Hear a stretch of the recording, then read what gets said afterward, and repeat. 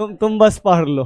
हाँ चलिए, एक्सरसाइज 1.2, 1.3, 1.4, ये 3 एक्सरसाइज खत्म,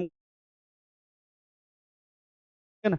चल रहे हम 1.2 पे। क्या कह रहा है 1.2, नीचे दिए गए कथन सत्य है या असत्य है, वो और फॉल्स लगाना है। क्या कह रहा है, प्रत्येक अपरिमेय संख्या एक वास्तविक संख्या होती है, तो आपके वो को पहले पता होना चाहिए। पता क्या होना चाहिए, सबसे पहले आपको पता होना चाहिए कि प्राकृत संख्या किसे।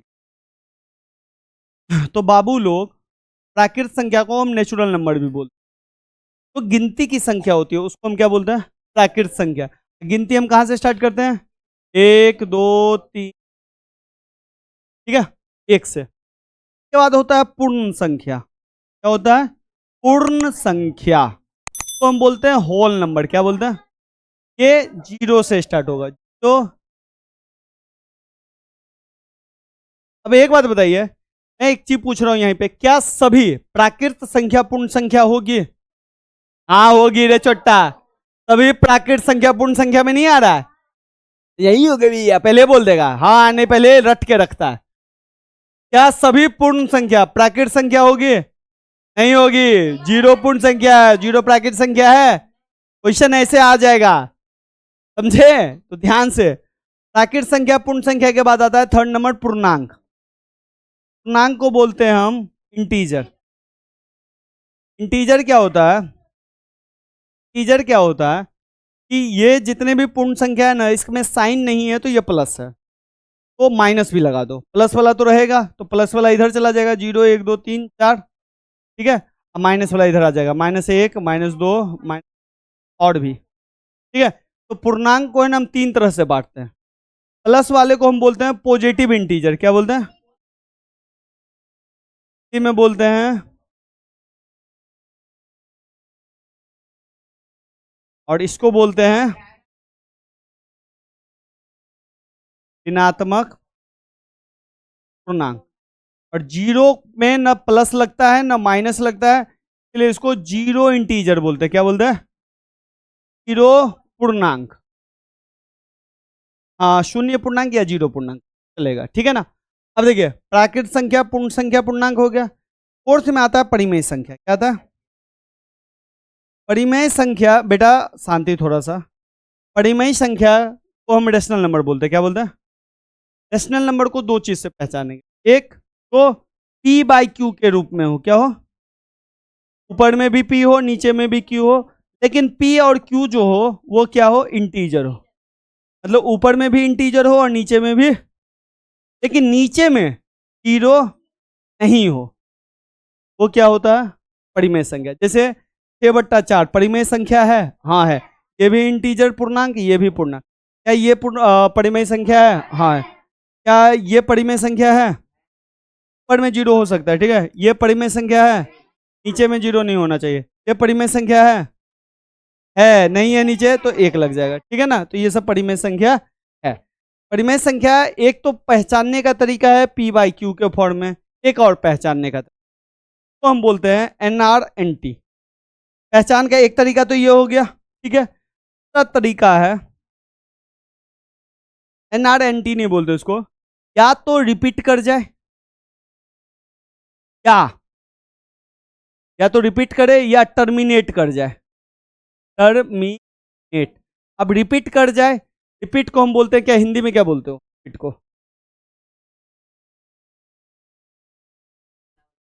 तो अगर रिपीट करेगा तो उसको अनावर्ती कहेंगे, क्या आवर्ती बोल, आवर्ती बोलते हैं ना। रिपीट जो करेगा वो बार बार आएगा तो आवृत्ति बोल देंगे। और टर्मिनेट का मतलब शांत हो गया, शांत का मतलब खत्म, खत्म टाटा बाय बाय। जैसे इसका एग्जांपल दे रहा हूं, दोनों का एग्जांपल दे रहा हूं। जैसे मैं रिपीट का एग्जांपल दे रहा हूं, रिपीट जैसे है 1/3, क्या है 1/3, तो पी बाई क्यू के फॉर्म में है, रेशनल नंबर है। तो हमको रिपीट वाला बता, तो 1 को 3 से भागा दे दो, 1, सब जानते हो भाग नहीं लगेगा, दशमलव दो, क्या 1 क्या, फिर 1 0 3 तिया 9, 1 0 3 तिया 9। ये देख रहे हो, ये एक तो खत्म नहीं होगा, खत्म नहीं होगा तो खत्म नहीं होगा, तो ये क्या हो गया, अशांत। ये क्या हो गया, अशांत है। तो अशांत भी है और बार बार रिपीट भी कर रहा है, तो अशांत आवृत्ति है, अशांत आवृत्ति है। इसमें अशांत भी लिख दो, अशांत आवृत्ति, मतलब चलते ही चल रहा है लेकिन बार बार रिपीट भी कर रहा है। तो इसको जो बार बार रिपीट करता है ना बाबू, तो इसको हम ना ऐसे लिखते हैं 0.3। कौन सा नंबर रिपीट कर रहा है? 3, तो 3 के ऊपर में बार लगा देते हैं। ठीक है, जैसे अगर 0.45 45 45 रहे तब तो 0.45 पे बार। ठीक है, अगर भैया 0.3 6 6 6 6 6 6 रहे तो 0.3 सिर्फ 6 पे बार। ठीक है ना, ध्यान रखिएगा, यानी कि ये 6 6 6 चलता ही चलेगा। ठीक है, तो ये क्या है आपका। अब टर्मिनेट वाला भैया तो 10 और 4 हो जाए, ये 4 को 10 से भाग दे दो, 4 दूनी 8, 2.0 20, खत्म, टाटा बाय बाय, टर्मिनेट हो गया। टर्मिनेट हो गया तो कौन सा हो गया? शांत हो गया। शांत का मतलब ये परिमेय संख्या। तो या तो रिपीट करे, चलता ही चले लेकिन रिपीट करे, या तो शांत हो जाए, तो वो क्या है? परिमेय संख्या। ठीक है, अब मुझे ये बताओ कि 22/7 परिमेय संख्या है या अपरिमेय संख्या? देखो ध्यान से देखो, तुम कहोगे भैया परिमेय संख्या है, और तुम कहोगे भैया क्यू भी है, ये तुम कहोगे भैया ये 22 भी इंटीजर है, पूर्णांक है, और 7 भी क्या है? पूर्णांक है। इसका रूल फॉलो कर रहा है, लेकिन ये परिमेय संख्या नहीं है, क्योंकि न ये रिपीट करेगा न ये टर्मिनेट करेगा। ना रिपीट करेगा ना टर्मिनेट करेगा, तो ये हो गया अपरिमेय संख्या, ये परिमेय संख्या नहीं। बात समझ गया? कोई दिक्कत? तो थर्ड प्राकृत पूर्ण पूर्णांक परिमेय संख्या समझ में आ गया। अब आते हैं अपरिमेय संख्या, और ध्यान से देखिएगा बाबू, यहां से कॉन्सेप्ट थोड़ा सा। अपरिमेय संख्या को इंग्लिश में हम बोलते हैं इरेशनल नंबर। क्लियर है? क्या बोलते हैं? Irrational number. और अपरिमेय संख्या वो होगी जो न तो टर्मिनेट करे न रिपीट करे, NRNT, non repeating non terminate, ना तो रिपीट करे ना टर्मिनेट करे, तो हम क्या बोलेंगे? अपरिमेय संख्या। ठीक है, और एक और होगा तो रूट अंडर में प्राइम नंबर हो। कौन सा नंबर हो? प्राइम नंबर हो। अब कहिएगा भैया प्राइम नंबर को बोलते हैं अभाज्य संख्या। क्या बोलते हैं? अभाज्य संख्या। तो रूट अंडर में अभाज्य संख्या होगा क्या? जो न रिपीट करे न टर्मिनेट करे, वो उसको हम क्या बोलेंगे? अपरिमेय संख्या। जैसे रूट 5, 5 अभाज्य संख्या, तो रूट 5 भी क्या है? अपरिमेय संख्या। रूट 4 परिमेय है या अपरिमेय है? परिमेय है। ध्यान रखिए, रूट 4 को तोड़ के 2 कर देंगे, तो 4 का फैक्टर है। तो अभाज्य संख्या आएगा ना, जो का फैक्टर या तो 1 हो या वो खुद हो, वो क्या होगा? अपरिमेय संख्या होगा। समझ गया? या दूसरा केस, जो नॉन रिपीट हो या नॉन टर्मिनेट हो। क्या मैंने बोला? Non repeat non terminate. मैं कुछ एग्जाम्पल लिख रहा हूं, बस मुझे एक बात बता दो कि परिमेय संख्या या अपरिमेय। तो 0.3 तो 3 परिमेय है या अपरिमेय है? तुम जानते हो भैया, इसको शॉर्टकट लिखेंगे तो 0.30 पे ऐसे लगा दो, ठीक हो गया। ठीक है, अब मुझे ये बताओ, 0.30 300 000, अब बताओ ये क्या है? ये अपरिमेय है। ध्यान से देखो, ना रिपीट कर रहा है ना टर्मिनेट कर रहा है। ये ये ऐसे भी लगा देता हूं, आप समझे? रिपीट का मतलब देखो ना, रिपीट कर रहा है, तुम कहोगे भैया ये 30 है, यहाँ पे 300 आ गया, रिपीट हुआ? रिपीट है ये रिपीट नहीं है ना? नहीं है, तो ध्यान रखिएगा, ये बता लेगा ऐसे, जानबूझ के एग्जाम्पल दे रहा हूं मैं। तो भाई आपने अपरिमेय, हाँ क्या? जी हाँ, इसलिए तो बता रहा हूं। देखिए अपरिमेय संख्या समझ गए। अब देखिए, अभी तक आपने क्या क्या सीखा? मैंने क्या बोला? सबसे लास्ट में क्या पढ़ाया? वास्तविक संख्या।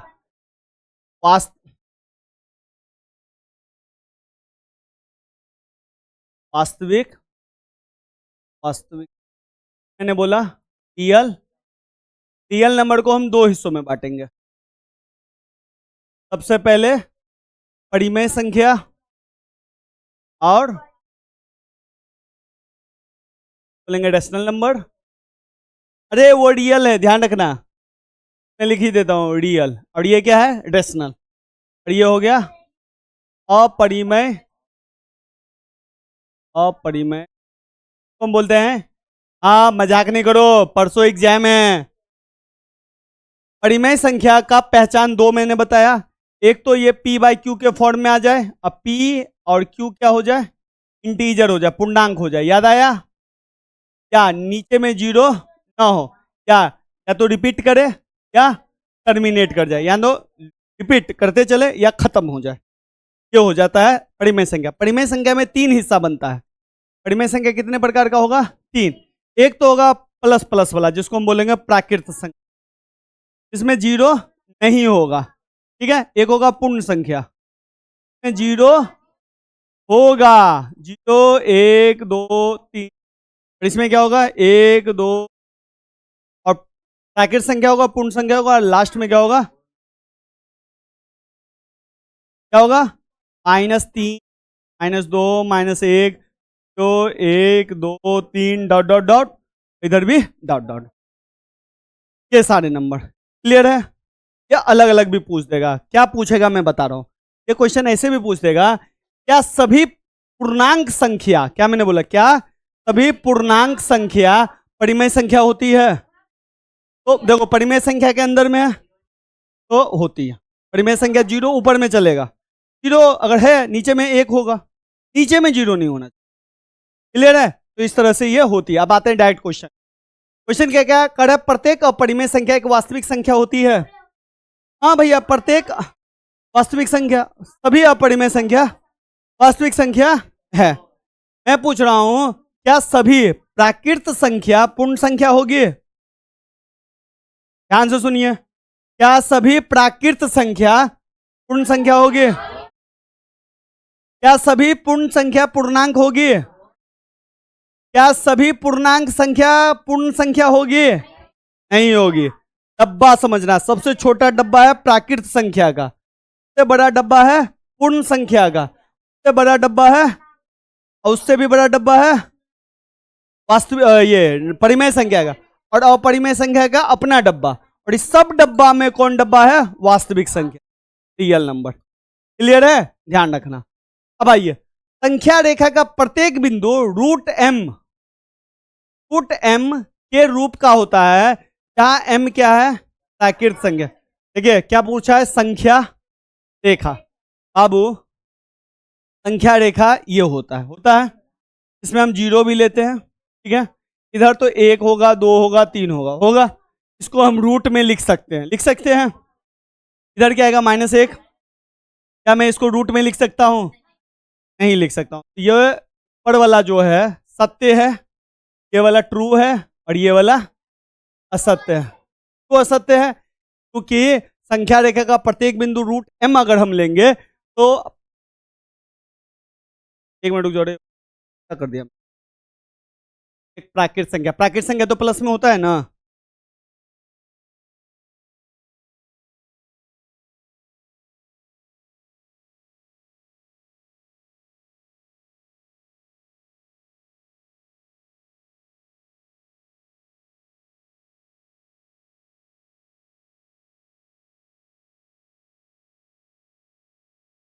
हाँ सत्य है, लेकिन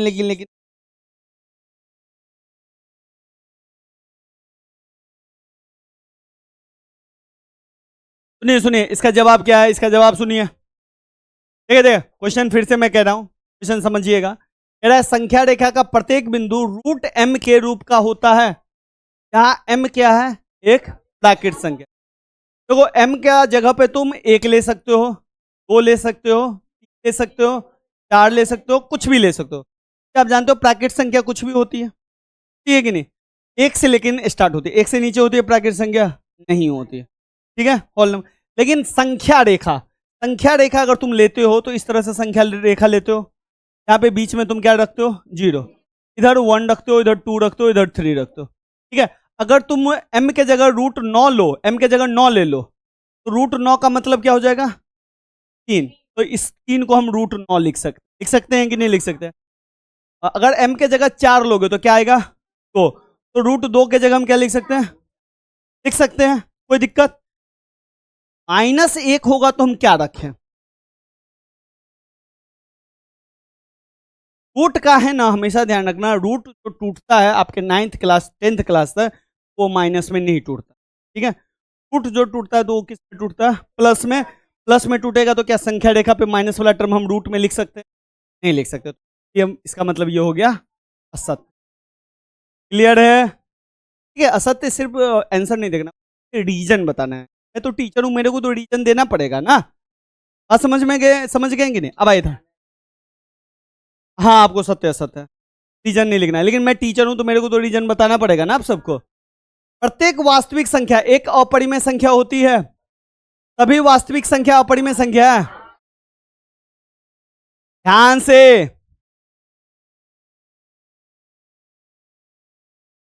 ए बुक में देखना है छोटा, देखे क्या कह रहा है? क्या वास्तविक संख्या अपरिमेय संख्या होती है? वास्तविक संख्या अपरिमेय संख्या हो जाएगी। अपरिमेय संख्या वास्तविक होगी। बकलोलबा खाली मजाक नहीं चलाओ, नहीं तो एग्जाम में मजाक हो जाएगा। तो ये क्या है? असत्य हो गया। बस एक चीज ध्यान रखना, छोटा डब्बा में बड़ा डब्बा फिट नहीं होगा, लेकिन बड़ा डब्बा में छोटा डब्बा फिट होगा। सबसे छोटा डब्बा है प्राकृत संख्या का, उससे बड़ा डब्बा है होल नंबर का, पूर्ण संख्या। उससे बड़ा डब्बा, इससे बड़ा डब्बा रेशनल नंबर, और ये इरेशनल नंबर का अलग डब्बा, और ये सब डब्बा फिट हो जाता है वास्तविक संख्या में। ठीक है, हमेशा छोटा डब्बा में बड़ा डब्बा फिट नहीं होगा, लेकिन हमेशा बड़ा डब्बा में छोटा। तो देख लेना कि कौन से डब्बा में किसको फिट करना। वास्तविक संख्या बड़ा डब्बा है, अपरिमेय संख्या छोटा डब्बा है। तो सभी वास्तविक संख्या अपरिमेय संख्या होगी तो बिल्कुल भी नहीं होगी। तो वास्तविक संख्या बड़ा डब्बा है, अपरिमेय संख्या छोटा डब्बा है, उसमें फिट नहीं बैठेगा। अब आते हैं, क्या सभी धनात्मक पूर्णांकों के वर्गमूल अपरिमेय होते हैं? यदि नहीं तो एक ऐसी संख्या वर्गमूल का उदाहरण दीजिए जो एक परिमेय संख्या है। क्या कह रहा है? सभी धनात्मक पूर्णांक, पूर्णांक याद है, माइनस भी प्लस में भी, ठीक है, इसका हमेशा वर्गमूल अपरिमेय ही होता है भाई। √2 अपरिमेय है, √3 अपरिमेय है, √4 परिमेय आ गया।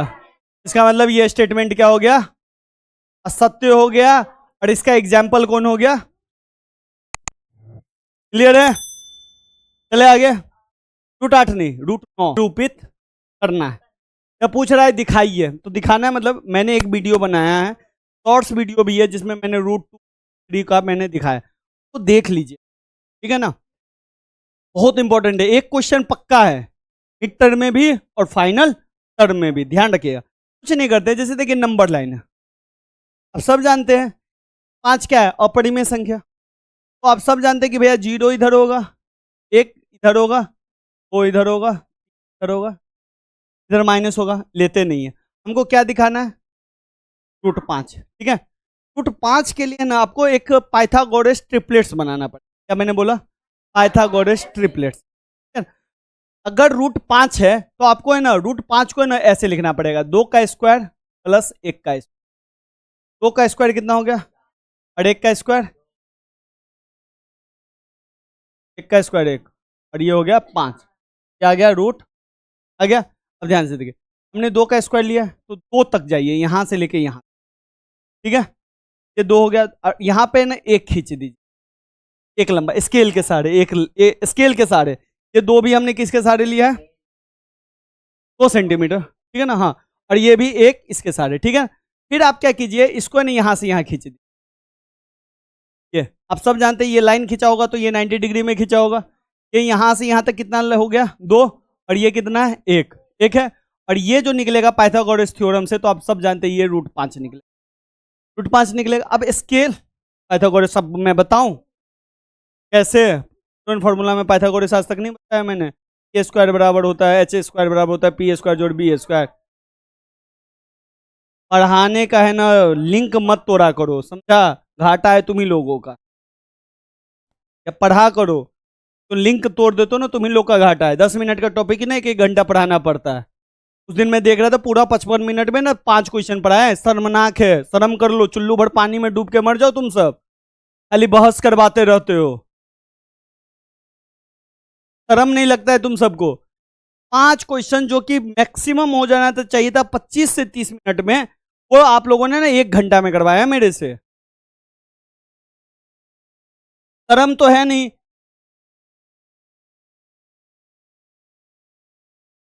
वो ये एक हो गया, पाइथागोरस ट्रायंगल बना कि नहीं बना? जब ट्रायंगल बना तो इस पे क्या लग गया? पाइथागोरस। अब क्या करिए, जो आपका प्रकार है इसको यहाँ पे रखिए और इसका नाप लीजिए, ठीक है? नाप लेने के बाद क्या करना है, सीधे ऐसे करके निकाल, जैसे ऐसे करके निकालोगे तो कुछ इस तरीके से बनेगा कि नहीं बनेगा? ये जो पॉइंट है ना, ये पॉइंट ये है,